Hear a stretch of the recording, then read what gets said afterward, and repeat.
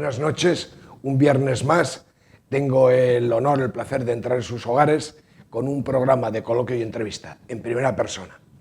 En el día de hoy contamos con una persona que ha labrado su presente, su vida, en dos facetas totalmente distintas. Una de ellas la profesional y otra de ellas la deportiva. La profesional en la Cámara de Comercio, Industria y Navegación de Oviedo y la deportiva en el Oviedo Club de Baloncesto. Como todos ustedes habrán podido averiguar, contamos con la presencia de Fernando Villavella Patayo. Muy buenas noches, Fernando. Es un placer tenerte aquí con nosotros. Buenas noches, Felipe. No creo que me conozca tanta gente, afortunadamente para mí, y muchas gracias por acordarte de mí en esta entrevista. Un moscón al que nacieron en Oviedo, en el Sanatorio Muñor. Cuénteme su infancia, sus abuelos, sus padres, sus hermanos, que por cierto creo que son muchos. Sí, somos... ¿Y hasta cuándo en la Villa de Grado? Somos una familia de 8 hermanos, pero ya mi madre habían sido 10, luego que al final vivieron 5, todo por la parte de mi madre, una familia muy numerosa, por la parte de mi padre un poco más pequeños, un poco menos. Somos 8 hermanos y la costumbre de aquella pues era ir a dar a luz al Sanatorio Miñor. Y efectivamente nací el 11 de julio del 62 en el Sanatorio Miñor, es un sitio por el que ahora paso todos los días, sí, no soy consciente de que paso por delante del sitio donde nací. Y ahí estuvimos, supongo que habremos estado 2 o 3 días, incluso me bautizaron en la parroquia de San Pablo en Oviedo y luego ya para Grao. Para Grao, en Grao ya de hecho pues hasta que tenía 12 años. A partir de los 12 años, Oviedo, Maristas o San Ignacio, ¿decisión afortunada o cuestión de azar, simplemente? Bueno, lo primero que yo no entendía por qué tenía que ir a Oviedo. Yo era feliz en Grao, con mi bicicleta, con mis amigos, en lo que llamábamos La Señora con doña Benicia, en el grupo escolar. Yo no entendía qué necesidad tenía de cambiar aquello, pero bueno, pues fui un poco a regañadientes, bueno, con toda la rebeldía que se puede tener con 12 años, o sea, escasa, ¿no? Y sí recuerdo una conversación de mi padre en el Rialto que había enfrente del Teatro Campo Amor con la mujer de un sobrino suyo, debatiendo sobre si Maristas o San Ignacio. Y al final fue el San Ignacio y es una de las decisiones que yo creo que más me han marcado en mi vida y de la que más agradecido le estoy a mis padres. Su primer día de San Ignacio, cuéntenos, que creo que fue divertido. Bueno, veníamos y eso tú lo conoces bien porque también compartimos esa clase, esa educación, ¿no? Había que presentarse los nuevos, ¿no? Y tenías que ponerte de pie y decir tu nombre, ¿no? Entonces, como yo era Villavella, era el último que me iba a presentar y estuve todo el tiempo pensando qué tenía que decir, porque era muy normal en Grao presentarse, decir tu nombre y acabar diciendo para servir a Dios y a usted. Y yo estuve pues 5 minutos que me debieron de parecer eternos, lo digo, no lo digo, si lo digo se van a reír, es propio, es impropio. Dije yo, venga, para allá va, lo digo. Fernando Villavella Patayo para servir a Dios y a usted. Bueno, la carcajada, por no decir el descojone, de todos mis compañeros fue, dije yo, vaya, primera metedura de pata. Bueno, nunca hay meteduras de pata en esas edades. ¿Cómo empezó a jugar al baloncesto? ¿Su primo César tuvo algo que ver? Bueno, sí, yo tenía un primo que tenía 3 años más que yo, que se murió en el año 2000, me parece, que era mi ídolo porque yo jugaba con él todos los veranos, las Navidades, la Semana Santa, eran de Santander, venían de Santander, y veíamos todos los torneos de Navidad del Real Madrid. Ya, el caso es que ya de pequeño me llamaba más el baloncesto. Yo aquel torneo de Navidad del Real Madrid me lo pasaba teta. Y un verano, una Navidad, viene y me dice, voy a empezar a jugar a baloncesto. Y claro, si él empezaba a jugar a baloncesto, pues yo tenía que empezar a jugar a baloncesto. Él era del Real Madrid, pues yo tenía que ser del Real Madrid. Y así empezó, siguiendo los pasos de Cesín. Termina COU, hace el curso de entrenador y el de mesa. Sus padres, por lo visto, no le permiten compatibilizar estudios universitarios con el deporte, según tengo entendido. ¿Qué temían? ¿Que no fuese a acabar sus estudios universitarios? No parece que tuvieran una confianza ciega en mí, no lo parece. Bueno, pero sí es verdad que yo soy una persona como muy pasional, que se entrega mucho en aquellas actividades en las que se implica, y yo creo que tenían miedo que le pusiera más énfasis al baloncesto que al estudio. Y es verdad que hubo un año que estuve por ahí un poco más centrado en el baloncesto que en los estudios, pero bueno, luego ya soy una persona obediente. Pero usted seguía con mesas, ¿no? Porque creo que en Sí. un mundial, a un estudiante, usted participó en un encuentro histórico, además, que fue. Sí, llegué al pacto con ellos de que dejaría de entrenar, pero seguiría haciendo mesas, me mataba un poco el gusanillo, me daba un dinerillo para los fines de semana, y luego que en 1986 se organiza el Mundial en España y en Oviedo hay una semifinal, y entonces pues me toca hacer mesas, y el acta del único partido que perdió Estados Unidos contra Argentina, pues lo hice yo, es al techo al que llegué. Podemos decir que fui internacional. Maravilloso partido aquel, increíble. Increíble, sí, sí, nadie nos creíamos lo que estaba pasando, porque pensábamos que Estados Unidos se iba a llevar a los argentinos de calle, pero no fue así. ¿Qué le viene a la cabeza si le nombro Tony Martín? Bueno, pues Tony Martín es una de las personas quizás más importantes en mi vida. En el colegio nos enseñaban una educación, nos enseñaban una manera de actuar, pero cuando entramos en el baloncesto, en el Colegio San Ignacio, cuando empezó la actividad, la trajo Tony Martín, Tony era el complemento de la vida. Es decir, lo que te enseñaban en el colegio, más las enseñanzas de la vida de Tony, que yo creo que nos hizo a todos un poco abrirnos los ojos de lo que pasaba fuera del colegio, ¿no? Y son las primeras responsabilidades de llevar equipos de 12 niños. Bueno, sí, muchas veces tengo en la cabeza frases que él repite o actitudes que él tenía. Es una persona importante, sí, en mi formación. Ya que el baloncesto no puede ser, ¿por qué le tira más la carrera de Derecho de su padre que la farmacia de su mujer? Bueno, pues de su madre, perdón, Mari Carmen y Fernando. En este momento es una buena pregunta por circunstancias familiares. Bueno, a mí no me gustaban nada las ciencias. Yo me sentía que no valía para hacer matemáticas, física y química. Bueno, la biología me la podía estudiar, pero en cuanto tuve la oportunidad de dejar todo lo que eran ciencias, me puse con latín y griego, y a partir de ahí pues, el derecho era la opción. Sí tenía claro que haría derecho. El problema venía después, que no sabía qué habría después de derecho.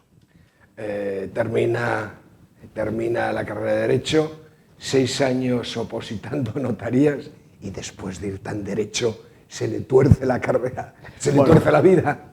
Bueno, me decía el presidente de aquella época de la Cámara de Comercio que me faltaba moral de victoria, que me faltaba moral de ir a por ello. Y yo creo que también a lo mejor no apliqué todo lo que tenía que aplicar para eso. El caso es que eché 6 años allí y me iba dando cuenta que aquello no tenía salida, que mis amigos llevaban una vida mucho más dinámica que la mía, y me faltaba ese estar seguro de que iba a poder hacerlo. Y bueno, pues son momentos así un poco de crisis, sí. Después de eso hace prácticas jurídicas en la Cámara de la Propiedad Urbana. Ya percibía nuevos horizontes. ¿Son momentos de incertidumbre o de nuevas esperanzas?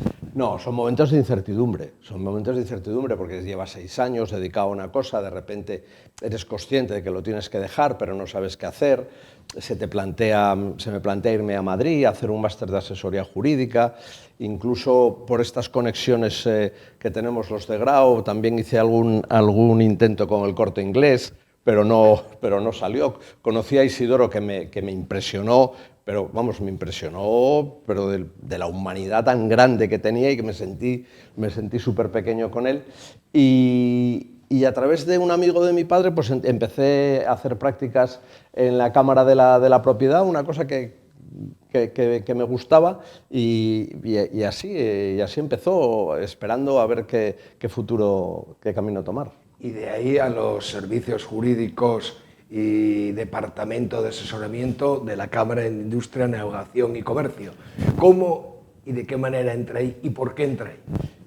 Bueno, la cuestión es que sí, pasó de la Cámara de la Propiedad haciendo unas prácticas a la Cámara de Comercio. Y todo vuelve a aparecer el baloncesto en mi vida, aunque ya estaba un poco retirado del baloncesto. Pues en un partido de fútbol me encontré a Kobe Cotto, que ahora está en boga como candidata a la presidencia del club de tenis, al que le deseo toda la suerte del mundo, y me cuenta que qué voy a hacer, que cuál es mi futuro. Y bueno, y allí, en el descanso de un partido en el Carlos Tartier, pues le explico un poco lo que quiero hacer. Y curiosamente, al día siguiente me encontré a su padre por la calle. Su padre, que es una persona también muy importante en mi vida, que era un señor de 1,90, enorme, con un vozarrón, y me pregunta, ¿qué vas a hacer? Y yo, pues, yo voy a hacer, pues mira, yo quería, no sé, lo que pueda, no sé lo que haré y tal. Que me deje. Llámame dentro de un mes. Y nada, matemáticamente esperé al mes, lo llamé, y había unas pruebas para la Cámara de Comercio de Oviedo, tuve una serie de entrevistas, y pim, pim, pam, pues el 12 de junio del 92 empecé en la Cámara de Comercio de Oviedo de asesor jurídico. Y aparece Mariajo, que es para usted la familia, que es bueno para usted la familia. Bueno, Mariajo es mi mujer desde 1998, con 3 años anterior de noviazgo. Bueno, Mariajo es la que me permite hacer todas las cosas que hago y es la que me apoya en todas las cosas que hago. Hubo un momento ahí de crisis porque ella trabajaba ella es médico de familia y trabajaba en el consultorio de Campomanes de los fines de semana. Entonces yo tenía los fines de semana libre para el baloncesto, entrar y salir. Pero sacó plaza y entonces aquello era, ¿y ahora qué va a pasar? Entonces yo le hice un plan para que ella es de León, para que pudiera ir a León. Y me dice, no, yo quiero probar a ver esto del baloncesto si me gusta. Y le gustó, le encantó y bueno, es un apoyo fundamental. ¿Es hombre de ciudad o de medio rural? ¿De interior o de costa? No, soy más hombre de ciudad, mucho más, y soy más de costa que de montaña. El año de su matrimonio, vuelve usted al baloncesto, el primer año de su matrimonio, al Vetusta. Tiempo de feliz reencuentro, y además me han comentado que en esa época ni su mujer conocía la afición al baloncesto suya. Esa es una buena anécdota. A ver, yo vuelvo al baloncesto porque una persona que era Juan Llaneza, que era muy amigo mío en aquella época, vuelve de Barcelona y viene a Oviedo. Y entonces, bueno, pues éramos amigos desde la infancia y retomo el contacto con él, que tampoco lo había perdido durante los años de su exilio catalán, y poco a poco me voy metiendo, él empieza a colaborar con el Vetusta, yo me voy metiendo ahí. Como te dije, soy muy entregado y me fui metiendo cada vez más en el Vetusta, y por ahí empezó todo. ¿Y cómo surge el Oviedo Club Baloncesto? Porque creo que es a partir de ese principio, ese embrión del Vetusta que usted decía. Eso es. Bueno, y ahí es interesante contar la anécdota de mi mujer, porque mi mujer de repente, en el año 98, 99, no entiende esta fiebre que a mí me entra por el baloncesto. Porque yo con ella, mientras habíamos sido novios y esos primeros años de casado, jamás de la vida había hablado de baloncesto. El baloncesto pues formaba parte de mi pasado y bueno, de hecho un día en casa vi un partido de baloncesto y lo apagué, dije, bueno, ya lo veré al final. Pero de repente me ve esta eclosión baloncestera y me pregunta, ¿el baloncesto esto desde cuándo? Y entonces, bueno, tuve que llamar a una serie de amigos para que le explicaran que yo había tenido una vida anterior antes de conocerla a ella y que había estado muy ligada al baloncesto. Y bueno, pues luego otro amigo, Luis Tuero, que también había estado metido en el baloncesto en aquella época, pues también volvió y entonces, bueno, se fue haciendo ahí un núcleo baloncestero, sí. ¿Y lo de presidente? Porque una cosa es lo que me está contando y otra cosa presidente. Es otro mundo totalmente distinto. Mira, yo creía y sigo creyendo que Oviedo es una ciudad que tiene un tamaño y unas características ideales para tener un equipo de baloncesto lo más arriba posible. Y me daba la sensación de que faltaba un club que fuera serio, que tuviera una persona de prestigio al frente de ello. Y entonces, con otro compañero de mi colegio, del Colegio San Ignacio, Víctor Tresguerres, y sin el cual no hubiera existido el Oviedo Baloncesto, porque fue el que tuvo el empuje de echarme hacia adelante para que lo montáramos, pues montamos el Oviedo Club Baloncesto y llamamos a Luis Riera Posada, porque había leído un artículo de que había sido jugador de baloncesto y le dije, mira, Víctor, tenemos que convencer a este hombre para que venga, porque si empieza un nuevo club y el presidente es un exalcalde, yo creo que ya tenemos una parte muy ganada. Y luego también con 2 personas próximas al ayuntamiento se integraron en la directiva, Luis Macañal y Mazoy, pues así fue el embrión del Oviedo Baloncesto. Sí, porque además Víctor Tresguerres estaba en la SOF de aquella época, ¿no? No, es otro Víctor Tresguerres. Víctor Tresguerres es un funcionario del Ayuntamiento de Oviedo que tiene una empresa muy importante de reparación y de rehabilitación de edificios y Y ya te digo, fue el impulso. Elija esperanza, fe o valentía en esos momentos. En aquel momento yo creo que era inconsciencia. Yo creo que no era ninguna de las dos cosas. Era un poco de inconsciencia, era un poco de vamos a intentarlo, a ver qué pasa. Y bueno, pues el primer año salió muy mal, muy mal, muy mal. Y de hecho descendimos. Su carrera en la Cámara no cesa. Actualmente secretario general. ¿La siguiente meta? Bueno, yo creo que la siguiente meta es que llegue la jubilación en la Cámara de Comercio. Estoy encantado de la vida en la Cámara de Comercio, con un equipo de gobierno, un comité ejecutivo, con el presidente, el vicepresidente y el tesorero, con los que tengo una magnífica relación. Han puesto a la Cámara de Comercio en una división que yo creo que desde hace más de 60 años que no estaba jugando en esa división. La trascendencia de la Cámara en estos momentos y su posicionamiento sobre una serie de temas es fundamental. Y mi sueño es acabar en la Cámara de Comercio, que es otro punto fundamental en mi vida. Mucha gente no entendemos, no nos explicamos eso de las cámaras de cada una de las ciudades. ¿No sería más lógico una Cámara de Asturias?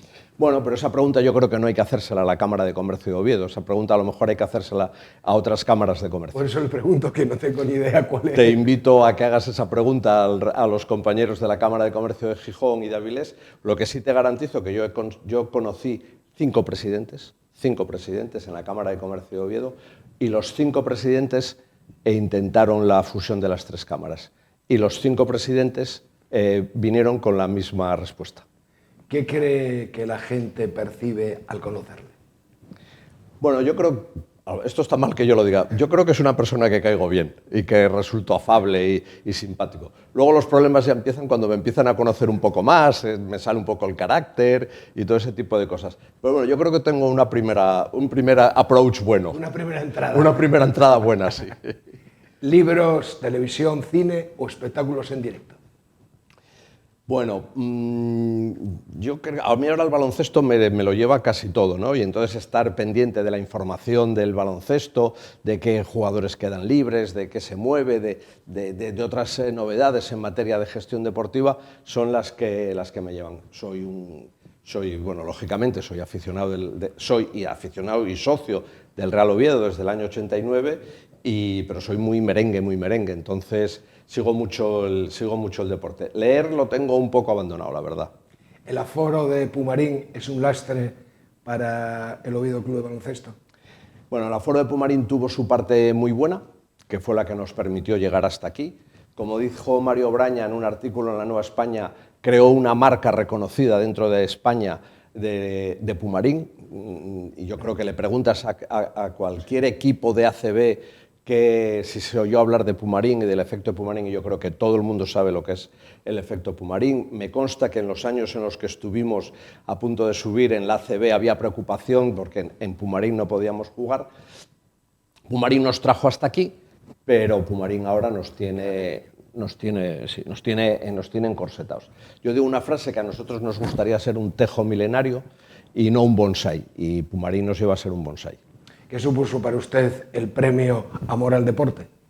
Bueno, pues una sorpresa muy grande, porque cuando haces estas cosas nunca piensas en que va a haber una recompensa, pero Alfredo Cantelli, en aquel momento presidente del Centro Asturiano y ahora alcalde de Oviedo, siempre tuvo conmigo, me tuvo muchísimo aprecio, muchísima consideración, y yo formaba parte como secretario de otros premios del Centro Asturiano, y yo creo que me vio allí y cada vez hablábamos más de baloncesto, y luego hay alguna conexión entre Teberga y Oviedo. Yo creo que fue un poco inmerecido y él me lo concedió por el cariño que me tiene.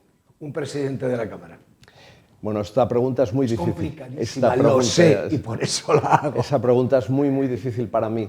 Yo tengo que decir que el actual presidente de la Cámara, Carlos Paniceres, es el que ha puesto la Cámara en una órbita que, como te dije antes, hace 60 años que no se puso, y la Cámara está en un momento muy dulce.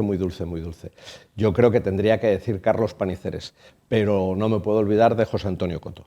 José Antonio Coto fue la persona que me dio el trabajo.